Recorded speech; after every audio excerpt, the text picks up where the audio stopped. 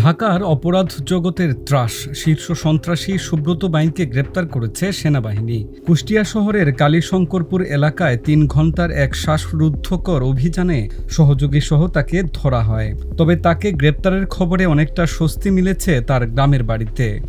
গাজীপুর পুবাইলের হারবাইথ নন্দীবাড়িতে সুব্রত বাইনের গ্রামের বাড়ি।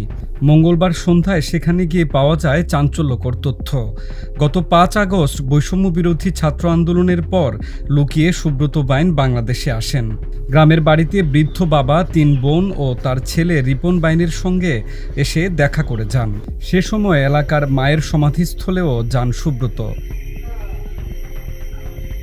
এর আগে গত কয়েক বছর আগে ভারতে গ্রেপ্তারের পর কারাগারে ছিলেন শীর্ষ সন্ত্রাসী সুব্রত বাইন। তবে ২০২২ সালের মার্চ মাসে ভারতের কারাগার থেকে পালিয়ে যান তিনি।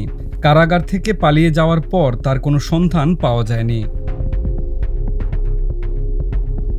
গ্রামের বাড়িতে তার বাবা ও স্থানীয়দের সঙ্গে কথা বলে জানা যায়, কারাগারে থাকাকালীন সেখান থেকেও তিনি মা, বাবা ও বোনেদের সঙ্গে যোগাযোগ রাখতেন। তারপর কয়েক বছর আর যোগাযোগ করেননি। এরই মধ্যে প্রায় ২ বছর আগে সুব্রত বাইনের মা কুমুলিনী বাইন মারা যান। সুব্রত বাইনের পরিবারের সদস্যরা নিজ বাড়িতেই অবস্থান করছেন। তার বাড়ির পাশেই থাকেন তার ২ বোন মেরি ও চেরি, আর ছোট বোন পরি থাকেন তার স্বামীর বাড়ি ঢাকার মিরপুরে। অন্যদিকে সুব্রত বাইনের প্রতিবেশীরা বলেন, গত আগস্ট মাসের পর বেশ কয়েকবার সুব্রত তার বাবার সাথে দেখা করতে এসেছিলেন। তিনি গভীর রাতে আসতেন। তার ফিরে আসায় স্থানীয়দের মাঝে ভীতি সঞ্চার হয়েছিল। গণমাধ্যমে সুব্রতর গ্রেপ্তারের বিষয়টি শুনে স্বস্তি প্রকাশ করেন তারা।